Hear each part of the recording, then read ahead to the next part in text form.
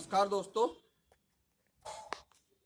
एक जो छोटा सा पेड़ होता है वह पेड़ फल देने लायक कब बनता है?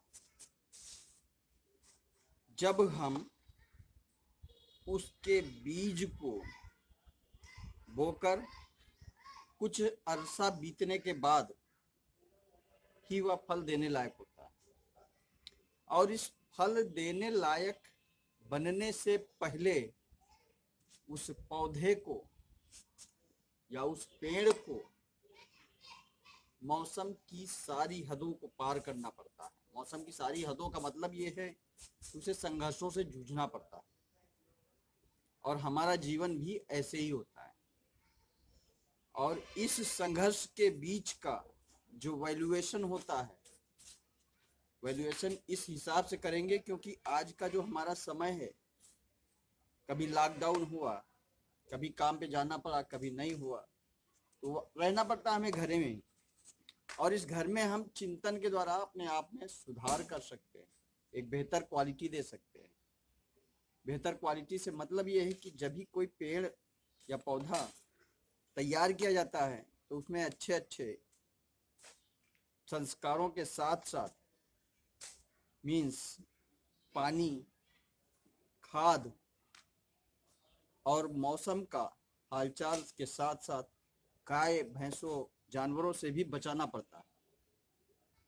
तो बचाने से सीधा सा मतलब ये है कि हम उसकी परवरिश बेहतर करते हैं। और परवरिश करने के बाद कुछ अरसा जब हो जाता है, इट मीन्स कि साल 2 साल 4 साल बाद वह अच्छा फल देता है।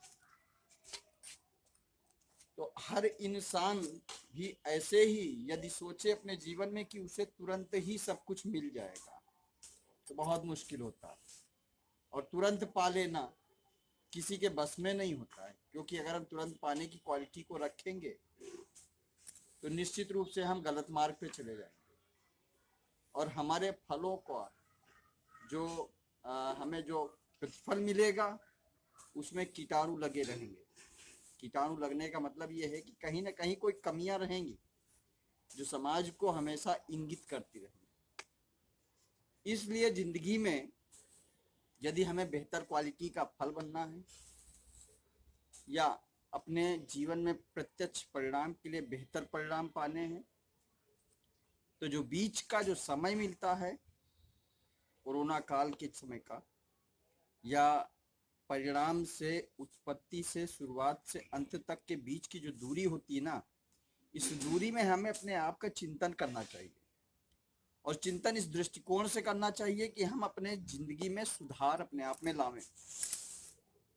अगर हम अपने स्वभाव, अपने व्यवहार, अपनी बोली, अपने वचन, इन सब चीज़ों में सुधार नहीं लाएंगे ना, तो हम किसी भी परिणाम को पाने के हकदार नहीं रहेंगे। इसका कारण ऐसा होता है कि जैसे हमारी सृष्टि है वैसे ही हमारा जीवन भी होता है। और जीवन को बेहतर बनाने के लिए हमेशा एक शुद्धता लानी पड़ती है, क्योंकि आज का जो जीवन है यह शुद्धता विचारों पर निर्धारित करता है कि सृष्टि अपने वातावरण के आधार पर जीवन को चलाती है। हवाएं चलती हैं, आंधियां आती हैं, बारिश होती है, सारे के सारे जो चिंतन के दृष्टिकोण है, ऐसे ही हमारे जीवन में भी संघर्ष आते हैं। और इन संघर्षों के बावजूद यदि आप बेहतर जिंदगी पाना चाहते हो तो आपको अपने जीवन में चिंतन का भाव रखना पड़ेगा, क्योंकि इस चिंतन के आधार पर ही हम किसी भी परिणाम को पा सकते हैं।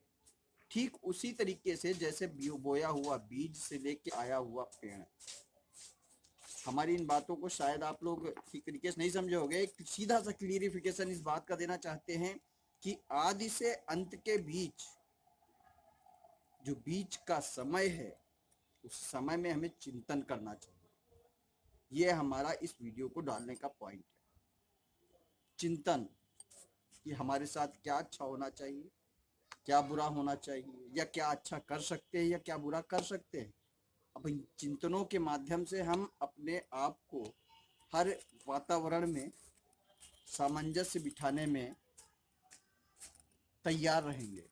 और जब हम तैयार हो जाएंगे ना, तो कोई भी परिणाम स्वतः ही आपको प्राप्त होने वाला हो जाएगा। इसलिए जिंदगी में चिंतन का भाव हमेशा रखें, क्योंकि चिंतन का भाव रखने वाला ही एक वैल्यूबल बनते हैं, और वैल्यू हमेशा कीमती चीज़ों की होती है।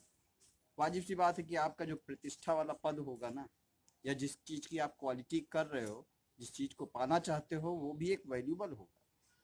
तो वैल्यूबल चीज़ के लिए वैल्यूबल व्यक्ति का होना जरूरी है।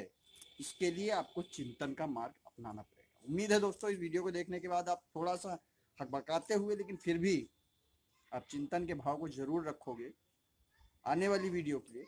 वंदे मातरम।